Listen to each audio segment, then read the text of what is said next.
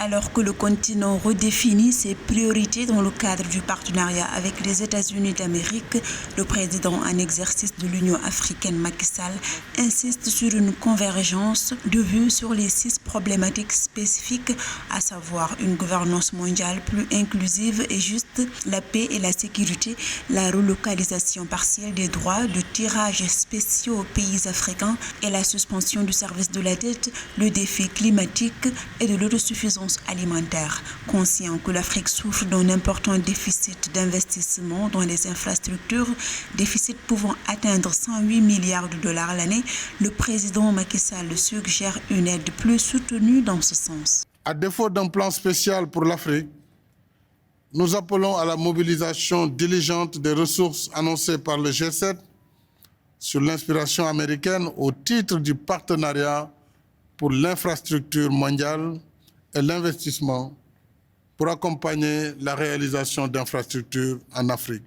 La rencontre entre les présidents américains Joe Biden et sénégalais Macky Sall, marquant la fin des travaux du sommet des dirigeants africains et américains, a permis aux leaders africains de demander une nouvelle fois la levée des sanctions américaines sur le Zimbabwe.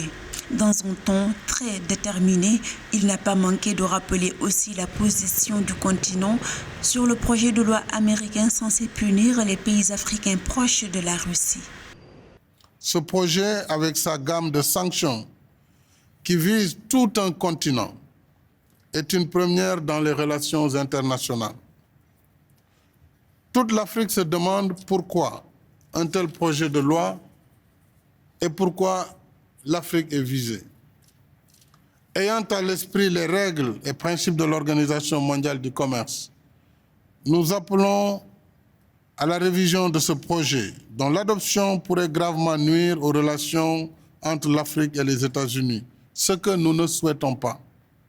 Pour l'heure, la partie américaine plaide pour une meilleure représentativité de l'Afrique au Conseil de paix et sécurité des Nations Unies et du G20. 55 milliards de dollars seront également investis en Afrique pour soutenir l'agenda 2063 de l'Union africaine. Des montants plus importants sont également annoncés pour aider à la résilience, la sécurité et l'avancée démocratique.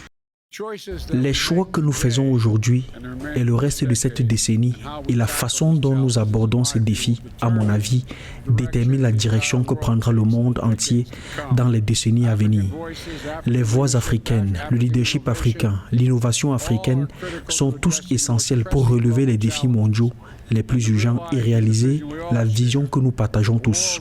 Un monde libre, un monde ouvert, prospère et sûr.